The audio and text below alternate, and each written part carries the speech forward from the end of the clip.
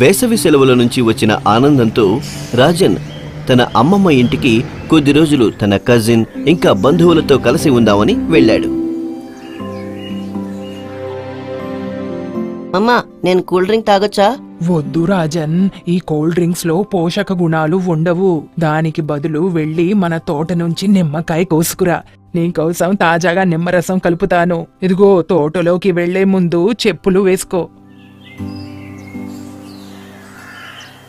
ఆహా, ఈ మామిడి పండ్లు చాలా రుచిగా కనిపిస్తున్నాయి. రాజు, ఆగు. మనం పండ్లు తినడానికి ముందు వాటిని బాగా కడుక్కుని తినాలి. అవును, నువ్వు సరిగ్గానే చెప్తున్నావు. రాజన్, అంకిత్, భోజనం రెడీగా ఉంది. రండి, భోజనం చేద్దాం. ముందు మీ చేతులు కడుక్కొని రండి.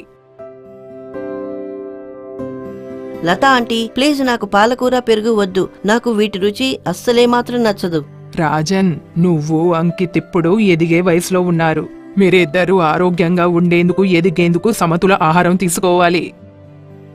చూడు రాజన్, గోధుమ పిండి, అన్నం, కొద్దిగా వెన్న, కూరగాయలతో పాటు మనకు శక్తినిస్తాయి. అయితే పప్పు, పాల ఉత్పాదనలో ప్రోటీన్లుంటాయి. అది శరీరం ఎదుగుదలలో తోడ్పడుతుంది.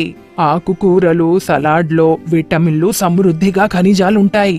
అవి మన శరీరాన్ని రోగాలు, సంక్రమణల నుంచి కాపాడతాయి. అలాగే మన చర్మాన్ని, వెంట్రుకలను, కళ్లను ఆరోగ్యంగా ఉంచుతాయి. రాజన్, నీకు పనీర్ అంటే ఇష్టమే కదా? నీకోసం దాన్ని పాలకూరలో కూడా కలుపుతాను. అప్పుడు నీకు అది నచ్చుతుంది. థ్యాంక్ యూ అమ్మమ్మ, ఇదంతా చెప్పినందుకు. లతా ఆంటీ, నాకు పాలక్ పనీర్ అంటే ఇష్టం. పద వెళ్దాం.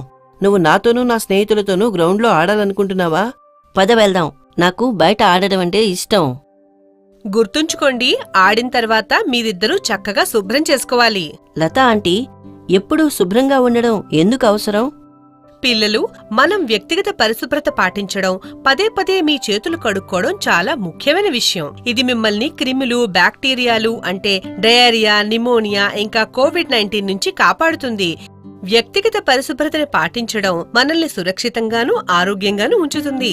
నా క్లాస్ టీచర్ చెప్పారు, చేతులు కడుక్కోవడంతో పాటు మనం రోజు స్నానం చేయాలి. రోజులో 2 సార్లు పళ్ళని బ్రష్తో శుభ్రం చేసుకోవాలి. సరిగ్గా చెప్పావు. దీంతో పాటు భోజనానికి సంబంధించిన పరిశుభ్రత కూడా ఎంతో అవసరం. మనం ఆహార పదార్థాలు కొనడానికి ముందు తనిఖీ చేయాలి. అలాగే ఇంటికి తీసుకెళ్లి వాటిని బాగా శుభ్రం చేయాలి. మన ముడి మరియు వండిన ఆహార పదార్థాలను వేర్వేరుగా ఉంచాలి. అలాగే వాటిని కలుషితం కాకుండా కాపాడేందుకు మూతలు పెట్టాలి. ఆహారం ఎల్లప్పుడూ శుభ్రమైన పాత్రలో వండి తాజాగా